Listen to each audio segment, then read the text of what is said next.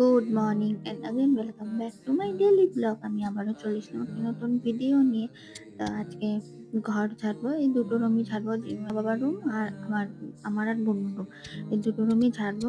যেহেতু চৈত্র মাসের আর বেশি কয়েকদিন নেই বাকি, তার জন্য বোনু আর আমি বললাম যে মা রান্না করুক, তুই আর আমি চল ঘরটা ঝাড়ে নিই। তাই এদিকে বুনু ও আমি দুজনেই কাজে লেগে পড়েছি। তো অল্প অল্প ঝাড়ি আর রেস্ট করি, অল্প অল্প ঝাড়ি আর রেস্ট করি। তা এদিকে দেখো, মানে ঝাড়া প্রায় কমপ্লিটই হয়ে গেছে, অল্প বাকি আছে, বেশি যাত্রা হয়নি।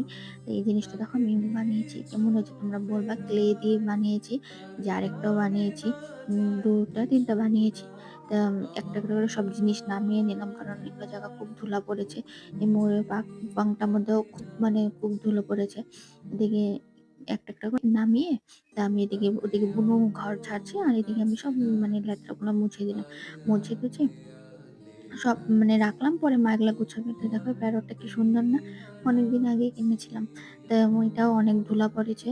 তো সব কিছু পরিষ্কার করে নিয়েছি, করে টরে মা রান্না করছে। আজকে শরীরটা খুব খারাপ লাগছে আমার, আধা কাম করে বসেছিলাম, তাই একটু ভিডিও করে নিলাম একটু।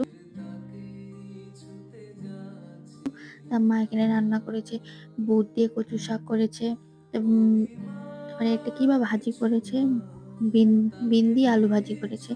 আর এদিকে কচু শাক কচু ভাজিও করেছে।